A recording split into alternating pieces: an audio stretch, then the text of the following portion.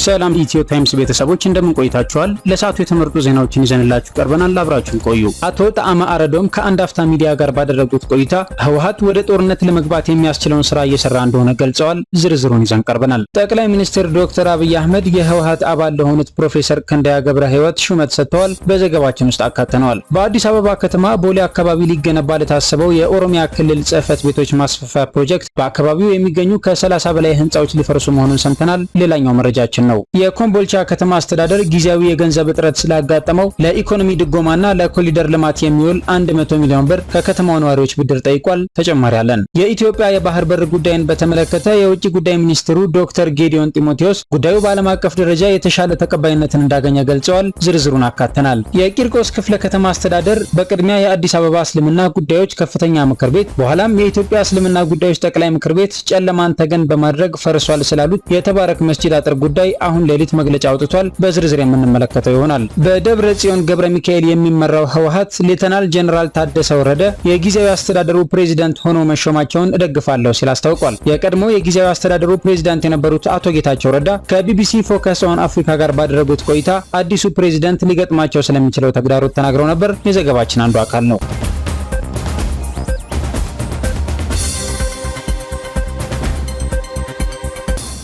ባለ ሁለትና ባለ ሶስት እግር ተሽከርካሪዎች ወደ ሀገር ውስጥ እንዳይገቡ ተወሰነ። በነዳጅ የሚሰሩ ባለ ሁለትና ባለ ሶስት እግር ተሽከርካሪዎች ወደ ሀገር ውስጥ እንዳይገቡ መወሰኑን የትራንስፖርትና ሎጂስቲክ ሚኒስቴር አስታወቀ።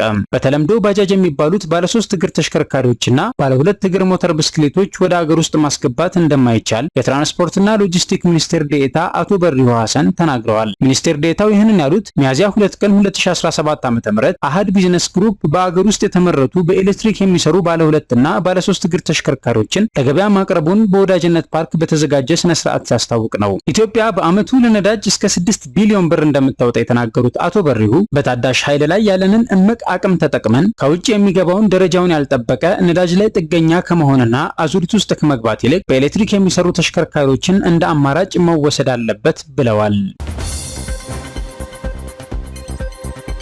በቦሌ አካባቢ የሚገኙ በርካታ ህንጻዎች ሊፈርሱ ነው። በአዲስ አበባ ከተማ ቦሌ አካባቢ ለሚገነባው የኦሮሚያ ክልል የመንግስት ጽህፈት ቤቶች ማስፋፊያ ፕሮጀክት በአካባቢው የሚገኙ ህንጻዎች ሊፈርሱ መሆኑ ተሰማ። ፕሮጀክቱ ከዛሬ 2 ዓመት በፊት የመሰረት ድንጋይ የተጣለለት ሲሆን ግንባታውንም የቻይና ሲቪል ኢንጂነሪንግ ኮርፖሬሽን እንደሚያከናውነው መገለጹ ይታወሳል። የመሬት ድንጋይ በተጣለበት ወቅት የኦሮሚያ ክልል ኮሚኒኬሽን ቢሮ እንዳስታወቀው ፕሮጀክቱ 6 ሄክታር መሬትን የሚሸፍን ይሆናል። በዚህ ጉዳይ ላይ በቅርቡ የአዲስ አበባ ከተማ አስተዳደር መሬት ልማትና አስተዳደር ቢሮ ውሳኔ አሳልፎ ለፕሮጀክቱ መሬቱ እንዲሰጥ ማድረጉ ተሰምቷል። ይህንን ተከትሎ ባሳለፍነው ሳምንት የከተማው ከንቲባ ጽህፈት ቤት ተወካዮችና የቂርቆስ ክፍለ ከተማ መሬት ልማት ማኔጅመንት ቢሮ ኃላፊዎች ፕሮጀክቱ በሚገኝበት ቦታ ካሉ የመሬት ባለቤቶች ጋር ውይይት አድርገዋል። ቦታው በቂርቆስ ክፍለ ከተማ ወረዳ 1 ውስጥ የሚገኝ ሲሆን በአጠቃላይ 99000 ካሬ ሜትር ቦታን እንደሚሸፍን በውይይቱ ወቅት ተገልጿል። ይህ ማለት ደግሞ በአካባቢው የሚገኙ ቢያንስ 31 ህንጻዎችን የሚነካ ነው። በዚህ ፕሮጀክት እንደሚፈርሱ ከተነገራቸው ህንጻዎች መካከል ኤቢሲ ትሬዲንግ፣ ሂጅራ ባንክ ዋና ጽህፈት ቤት፣ ዘገር ገስት ሃውስ፣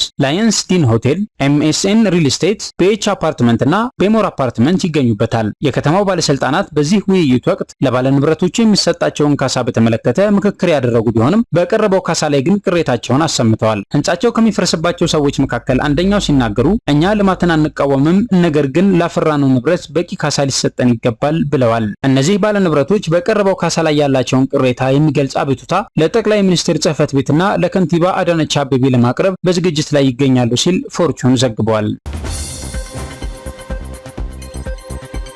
የኢትዮጵያ መንግስት የፕሪቶሪያን ስምምነት እየጣሰ ነው፣ የትግራይን ህዝብም እየገፋ ነው ሲል ህወሓት ከሰሰ።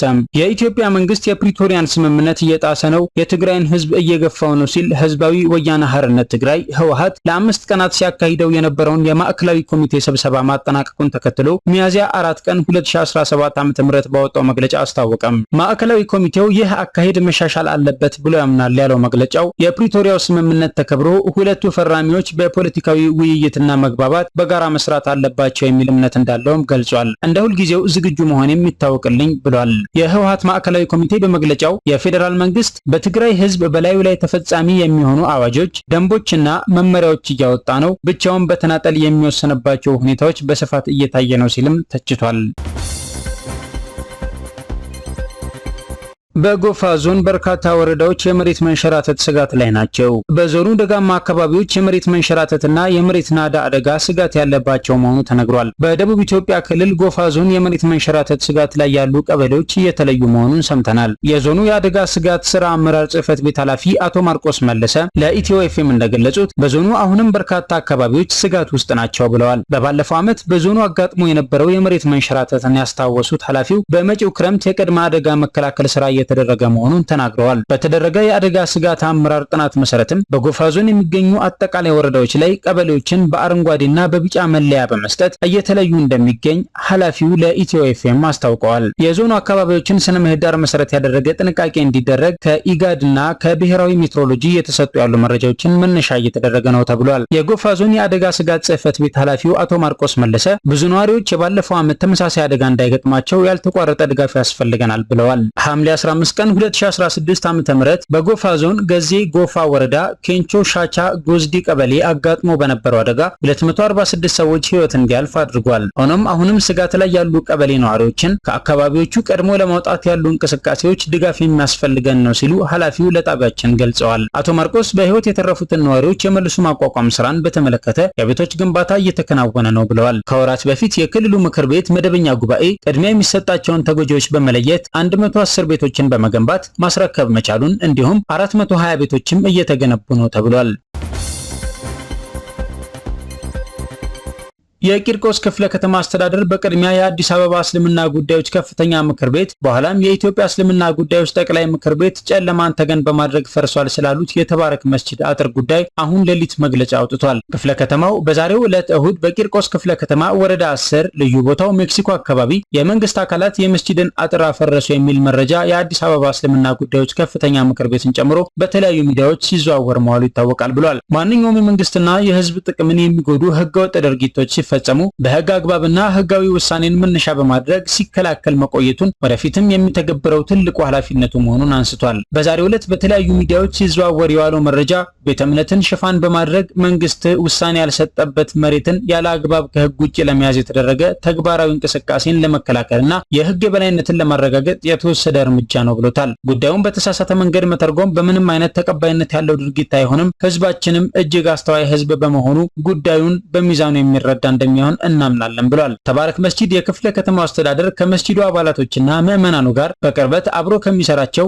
ወደፊትም አብሮነቱን ከሚያጠናክርባቸው የእምነት ተቋማት መካከል አንዱ ነው ያለው ክፍለ ከተማው ይህ እንደተጠበቀ ሆኖ የመስጂዱ አስተዳደር ከህጋዊ ይዞታው ውጪ ያለ መሬት ላይ የማስፋፊያ ጥያቄ ለአስተዳደሩ አቅርቧል በሚል ሰበብ ለሀገራዊ ፕሮጀክት ሲባል በቦታው የነበሩ ነዋሪዎችና የፌዴራል ፖሊስ ካምፕን ወደ ሌላ ቦታ በማዛወር የጸዳ ቦታን የመስጂድ ይዞታ እንደነበረ አስመስሎ ማቅረብ የተሳሳተ መረጃ ነው ሲል አሳውቋል። ቦታው ከዚህ በፊት የፌዴራል ፖሊስ ካምፕና የነዋሪዎች የነበረ ሲሆን ቦታውን በማጽዳት ሀገራዊ ፋይዳ ላለው ፕሮጀክት በሀገራዊ ፕሮጀክት ኮንትራክተሩ አማካኝነት ሙሉ ባዶ ቦታው በኤጋ ቆርቆሮ እንዲታጠር ተደርጎ የቆየ ነው ብሏል። ነገር ግን ይህ እውነት ሆኖ ሳለ አሁን ግን ቦታውን ያለምንም ህጋዊ ፍቃድ የመስጂዱ እንደሆነ በማስመሰል በመንግስት የታጠረውን ቦታ ያለምንም ህጋዊ ፍቃድ የመስጂዱን ታፔላና በር በመስራት የመስጂዱ አካል በማስመሰል ህገወጥ ተግባር ከመፈጸሙም በተጨማሪ በመስጂዱ ይዞታ ስር ያልነበረ ቦታ መንግስት አፈረሰው በሚል እየተሰጡ ያሉ መግለጫዎች ፍጹም ህጋዊ መሰረት የሌላቸው መሆኑን የእምነቱ አባቶችና ተከታዮች በሚገባ ልትረዱት ይገባል ሲል አስገንዝቧል።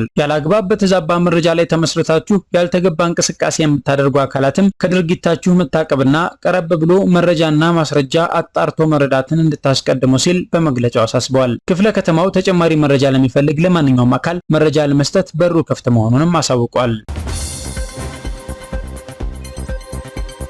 ህወሓት ወደ ጦርነት ለመግባት የሚያስችለውን ስራ ነው እየሰራ ያለው ሲሉ የፓርቲው ከፍተኛ አመራር አቶ ጣዕመ አረዶም ተናገሩ። አቶ ጣዕመ አረዶም ከአንድ አፍታ ሚዲያ ጋር ሰሞኑን በነበረው ቆይታ ነው ይህንን የተናገሩት። ህወሓት ጫናዎችን በመፍጠር የፈለግከውን ማድረግ ትችላለህ ብሎ እንደሚያምን የገለጸው አቶ ጣዕመ 2013 ዓ.ም ጦርነቱ የተጀመረበት ሁኔታ የዚህ ማሳያ መሆኑን ጠቅሷል። ከተኩስ አቁም ስምምነት በኋላ ነሐሴ 18 ቀን 2014 ዓ.ም በተመሳሳይ በእነሱ ኢኒሼቲቭ መጀመሩን አቶ ጣዕመ አስረድቷል። አቶ ጣዕመ ጉባኤ ያደረግኩ ያለው ህወሓት ተፈናቃዮች ወደ ቀያቸው እንዲመለሱ የማይፈልግ መሆኑን የገለጸ ሲሆን ተፈናቃዮች ቢመለሱ ፓርቲው የመታገያ አጀንዳ እንደሌለው ገልጿል። ከዚህ አንጻር ተፈናቃዮቹን እንደ ሆስቴጅ በመያዝ ወደ ወልቃይት ጠገዴ የምንመልሰው በጦርነት ነው ሲል መዛቱን ገልጿል። አቶ ጣዕመ ህወሓት ከስልጣኑ ውጪ ለህዝብ የማያስብ መሆኑን በመጥቀስ አቶ ደብረጽዮን ወደ ሱዳን የተፈናቀሉት ወደ ሀገራችን መልሱን ብለው በጠየቁ ጊዜ ቅድሚያ ፓርቲው ይዳን ብሎ እንደመለሰላቸው በማሳያነት አስረድቷል። አቶ ጣዕመ የአቶ ጌታቸው ረዳ ህወሓት ከፍተኛ አመራር ሲሆን አቶ ጌታቸው የደረሰበት በደልና አጠቃላይ ባለፉት 4 ዓመታት የተደረጉት እንቅስቃሴዎችን አስረድቷል። የህወሓት አባል የሆኑት ፕሮፌሰር ክንደያ ገብረ ህይወት ተሾሙ። ጠቅላይ ሚኒስትር አብይ አህመድ ፕሮፌሰር ክንደያ ገብረ ህይወትን ሾመዋል። በዚህ መሰረት ከሚያዝያ 6 ቀን 2017 ዓ.ም ጀምሮ ፕሮፌሰር ክንደያ ገብረ ህይወትን የትምህርት ሚኒስቴር አማካሪ ሚኒስቴር ዴኤታ ሆነው ተሾመዋል። ፕሮፌሰር ክንደያ ከዚህ ቀደም የመቀሌ ዩኒቨርሲቲ ፕሬዝዳንት እንዲሁም በጊዜያዊ አስተዳደር ውስጥም በከፍተኛ ኃላፊነት አገልግለዋል። የባህር በር ጉዳይ በዓለም አቀፍ ደረጃ ተቀባይነት አግኝቷል ሲሉ ዶክተር ጌዲዮን ጢሞቴዎስ ገለጹ። የኢትዮጵያ የባህር በር ጉዳይ በዓለም አቀፍ ደረጃ የተሻለ ተቀባይነት እንዲያገኝ ማድረግ መቻሉን የውጭ ጉዳይ ሚኒስቴር ዶክተር ጌዲዮን ጢሞቴዎስ ገለጹ። ሚኒስትሩ ይህንን ያሉት የመንግስት የ2017 በጀት ዓመት የሶስተኛው ሩብ ዓመት የ100 ቀን የሥራ አፈጻጸምና የተሟላ የማክሮ ኢኮኖሚ ትግበራ በተገመገመበት ወቅት ነው። ጌዲዮን ጢሞቴዎስ ዶክተር የዲፕሎማሲ ዘርፉን አፈጻጸም አስመልክተው በሰጡት ማብራሪያ ባለፉት 9 ወራት በሁለትዮሽና በባለብዙ ወገን ዲፕሎማሲ ግንኙነቶች በርካታ ስኬቶች መመዝገቡን አብራርተዋል። ኢትዮጵያ በብሪክስ መድረክ ውጤታማ ተሳትፎ ማድረጓን እንዲሁም የአፍሪካ ህብረት ጉባኤን ውጤታማ በሆነ መንገድ ማስተናገዷንና የህብረቱ የሰላምና የደህንነት ምክር ቤት አባል ሆና መመረጧን አንስተዋል። ከአጎራባች ሀገራት ጋር ከወደብና የባህር ጉዳይ ጋር በተገናኘ የነበሩ አለመግባባቶችን በሰላማዊ ዲፕሎማሲያዊ መንገድ መፍታት መቻሉን ጠቁመው የኢትዮጵያ የባህር በር ጉዳይ በዓለም አቀፍ ደረጃ የተሻለ ተቀባይነት እንዲያገኝ ማድረግ እንደተቻለም አመላክተዋል።